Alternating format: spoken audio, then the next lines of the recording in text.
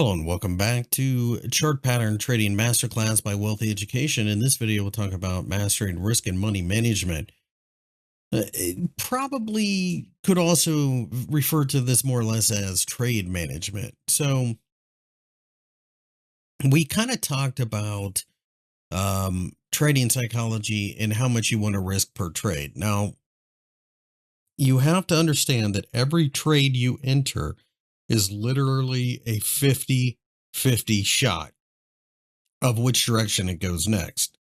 There are ways to put odds in your favor. So, one thing that I would say is, this is the Australian dollar, but you can see since February 21 to November 22 year, that is, for the most part, you've made easier money on the way down. We're in a trend. So that's the first thing about money management and trade management, risk management that you need to keep in mind. You don't want to fight the market. Now, we happen to be in a massive move higher at the moment, as you can see, but I think a lot of people get stuck looking at the chart like this and going, "Oh my god, we're going to the moon," when they don't look at the chart like this and say, the Aussie has been stronger in the past quite a bit. Um, Retail traders have a long history of trying to pick the bottom, and picking the bottom is a great way to get wiped out. Um, just simply put, you have to be very cautious because there are multiple times along this way where we bounced a bit. You can say, "Oh, look, there's a double bottom, time to start going long." And while that did work for a short amount of time, the reality is the trend changes in the Forex market, and this is part of knowing your market, tend to only happen every 3 years or so. That's obviously not always the case, but that's about 3 years. That's about 3 years. That is only a year and a half. And this is a year and a half. But this, '02 to '05, or 1 to '04, sorry, '01 to '04 was an uptrend. We did pull back a little bit this year on '04 and then kind of consolidated, but '06 to late '08 was an uptrend. Had a massive sell off there. '08, well, we all know that was a financial crisis. '08 to 11, 3 year trend. Now, granted, you can't base everything on that, but that gives you an idea of why the trend matters. Um, I'll just go into it'd be a little harder with crypto because crypto's so new, but I'll just go into a stock, something with a long history of trading. Okay, Google. Google's been in an uptrend forever, right? So that being said, until recently, until uh, late 21, for the most part, if you bought Google, you made money. There's been a couple of nasty little pullbacks, but you can clearly see that there's only been one way to trade this market. And there's always somebody out there willing to jump in and say, "Oh, no, no, no, this is the end." But they don't tend to be profitable. You can even look at this in indices, S&P 500. Yes, it's been a pretty nasty correction, but when you look at the S&P 500 going back to 79, I mean, you've still made most of your money on the upside. Does not mean that you cannot make money on the downside. It's just that it's easier. So that's the idea I'm basically trying to pound into your head here. So knowing this, if we um, decide to trade a stock, I'll pull up NVIDIA here. You can look for different ways to take your profit or place your stop loss. So, this right now is going to come down to support and resistance more than anything else. So I'm just laying out quick lines that I see. Um, I'll clean them up here. So, for example, 165. Remember, it doesn't mean to the penny. It just means that's your general area. Let's see. So let's do 200 here.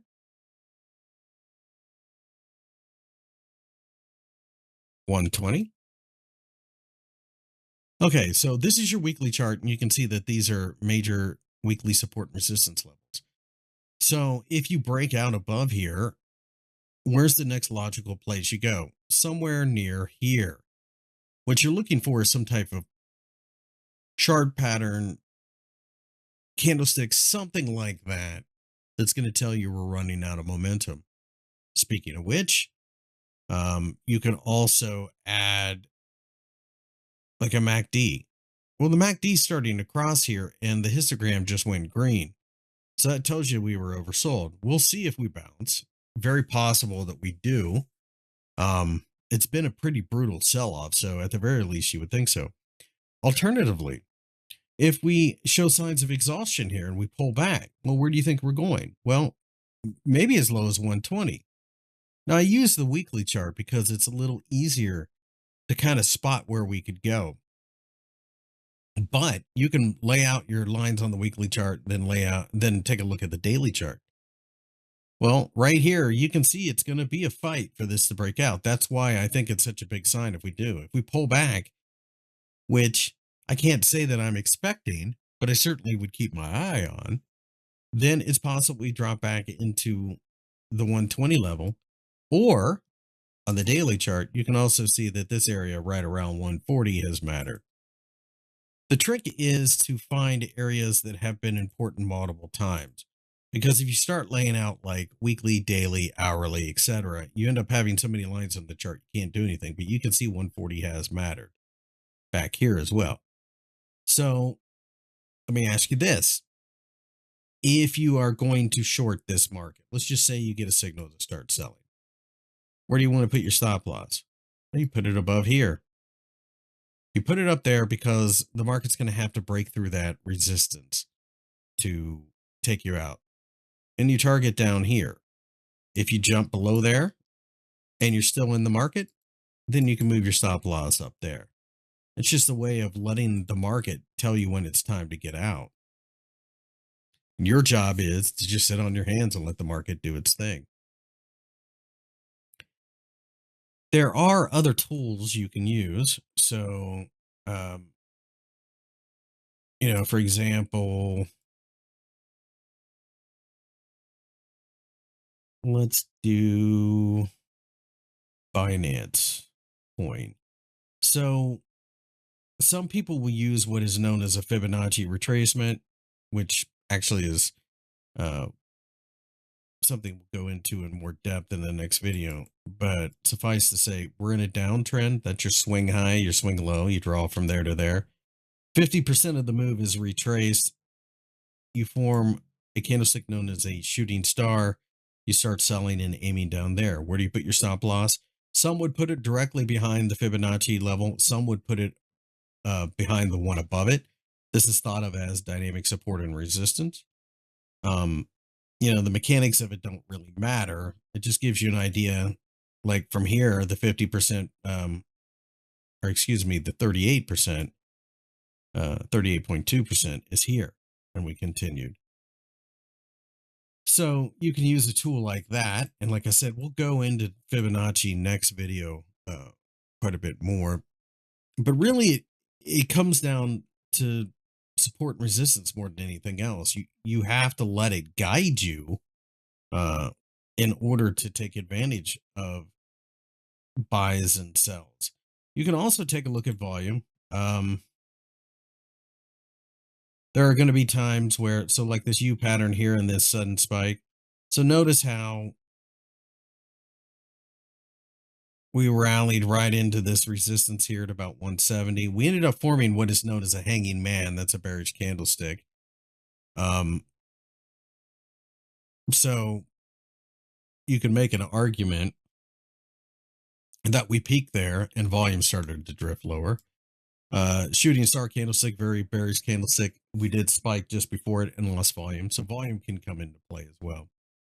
More than anything else, though, I would impart upon you to pay attention to those support and resistance levels because they tend to appear time and time again.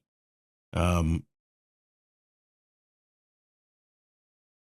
they're not always perfectly laid out, but you can see this is an area where markets have reacted to, maybe not as strongly as there, but it mattered. This is a pretty strong area. So breaking through there, pulling back to there, and falling again makes a lot of sense. You can say that we formed a double bottom there. We bounced, and went higher. That's an area that should be important. We had to gap below it to continue going lower. But it certainly had a nice bounce trade form from it. Now, as far as money management, like I said in the last video, it's going to be number one, it's going to be a matter of how much can you psychologically do. And then secondly, you need to worry about um, being able to deal with a string of consecutive losses. For example,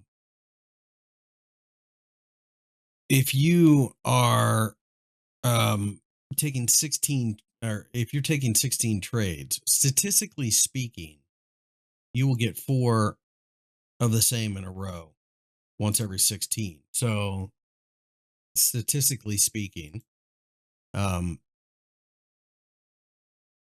you would have the likelihood of four wins in a row, but you also have the likelihood of four losses in a row.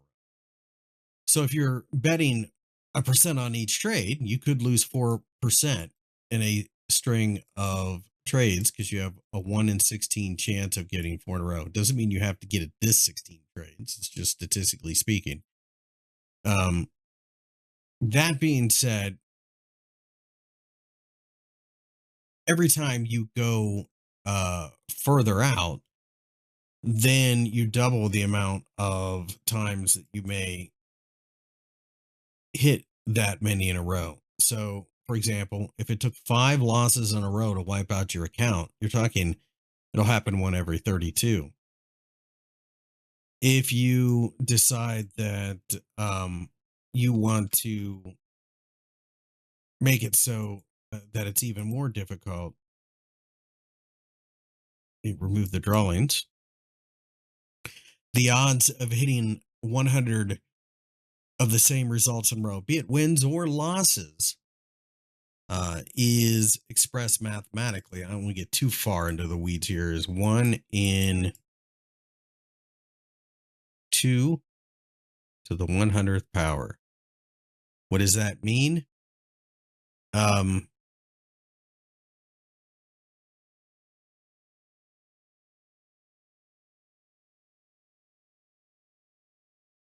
this is the odds of that happening.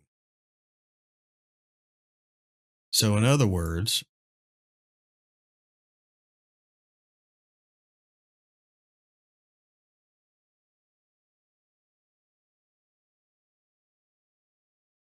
I still have more numbers to write, believe it or not.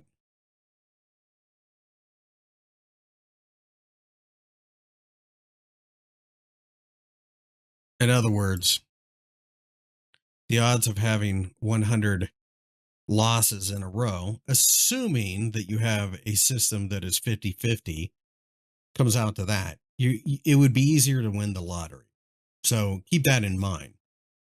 Um, that's why a lot of people come up with 1%. Now, again, does it fit your psychology? Maybe, maybe not. Um, but that tells you how quickly things can change if you're betting, you know, one out of every 32 trades. If you're going to bet 20% of your account, meaning you would have five losses wipe you out, that is something that, is going to happen every 32 trades. So you're going to be in trouble. But if it's going to be something that, it's going to take 100 in a row, you saw that number. I don't even know what the name of that number is. It's so big. Obviously you're probably going to find somewhere in between that you're comfortable with. But nonetheless, that gives you kind of a quick overview of just how position sizing comes into play. just how it's all about stats. I mean, you have to assume that some of the best traders in the world actually, you're looking at a win rate of about 55%. Now, they overcome the statistical edge, and casinos will kill for that edge. But they overcome this statistical edge because number one, um, they let their winners run and they get rid of their losers pretty quickly. So some of these traders might have like a 1 to 5 ratio. Some might have 1 to 3, whatever. The point is that they are aiming for much more than they are risking.